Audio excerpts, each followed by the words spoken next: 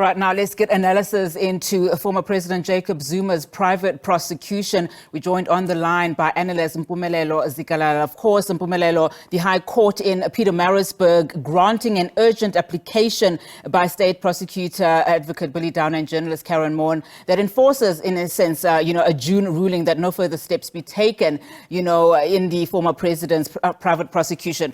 Now, let's just talk a little bit about this. I mean, to secure the order, the two, Downer and Maughan, had to show there were exceptional circumstances. The court clearly saw that there were. Your reaction to the latest developments, and unpack it for us, please. I think it's twofold. Firstly, in what the court saw on the irreparable harm, which is one of the elements that must be realized. The question then is, what would be the irreparable harm in this case that can't be resolved by a later civil litigation or any other appropriate action in which the court will be able to deliver? And then secondly is the effectiveness of the order that has been issued or granted today. Because what then happens is that ordinarily when a person goes to the SCA to appeal their matter, they have to start in the court in which the court they found against them. So you need to fight in notice to leave to appeal, then leave to appeal is granted, only then you get to the SCA. But now in this instance, what this application has done is that it has automatically opened the door for the SCA application to be lodged.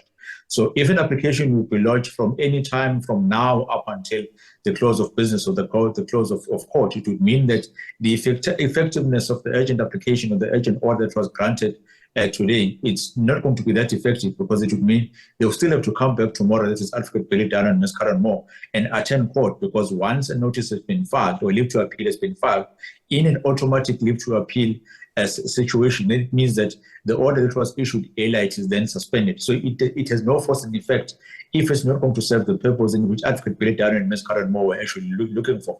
So from the side of the former president, the time is against him, and in fact the clock is ticking. If you file that application today, you'll be able to see them tomorrow in court as being accused. So essentially appeal after appeal after appeal. Just to go back to what you've said, so Maughan and, of course, Downer have now secured the special order, declaring the ruling immediately enforceable. You unpacked what this means for the former president's appeal case, but, the private prosecution was earlier adjourned to tomorrow, as you've said. Zuma's legal team have always maintained they would automatically appeal the enforcement order, if granted. So just talk to us about then, just the intrinsicies that we will see tomorrow play out in court. Basically, there are two. If there's no leave to appeal that has been filed within the SCA, then it means they do not have to come to court tomorrow. That is Advocate Billy Downer and Ms. Karen Maughan. However, if there is, that means they need to come to court. But the most important question would be this one, which I think our courts will have to grapple with this matter sooner or later, is the one of saying, remember the last occasion when they appeared in court, the court warned them and said, Advocate Billy Downer and Ms. Karen Maughan, you want to come back to this court on the 4th of August 2023 at 8:30. If you fail to do so, a warrant of arrest may be issued against you. Now, the question then is, if there's no order in the order that was issued today saying that you do not have to comply with the warning that was issued with the court, you still have to comply with it. There's no way in which you can decide on your own that because another matter has taken place or an order has been taken by another court, I do not have to comply with the directive which was then issued to me, which is why it was more appropriate that this matter be dealt with in one court, and that is a criminal court, and be dealt with by a court which is going to have absolute jurisdiction as to what can happen, as to how this matter is going to proceed. Going to two courts or two dispute resolution forum causes these type of problems that you're experiencing today, in which you don't know which order you should comply with and which order you should not comply with.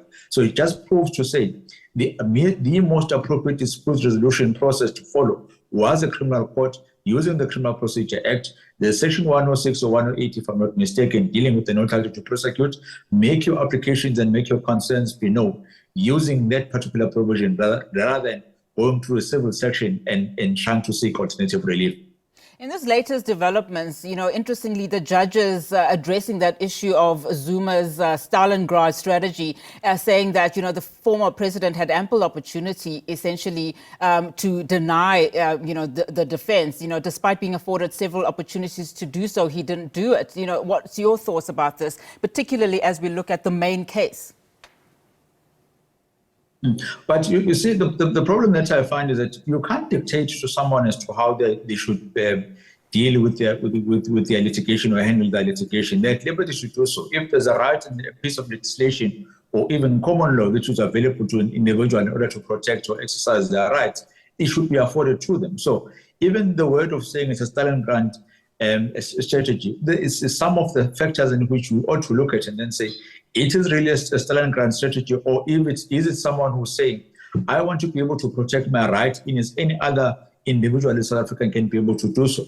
Ms. Karen Moore and Advocate Billy Dana stated that we're not going to appear in a criminal court. We're going to use this particular forum which is available to us.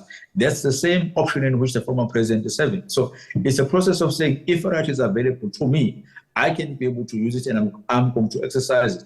What the court needs to do is to adjudicate the matter and then come to a final decision, and it has done so today.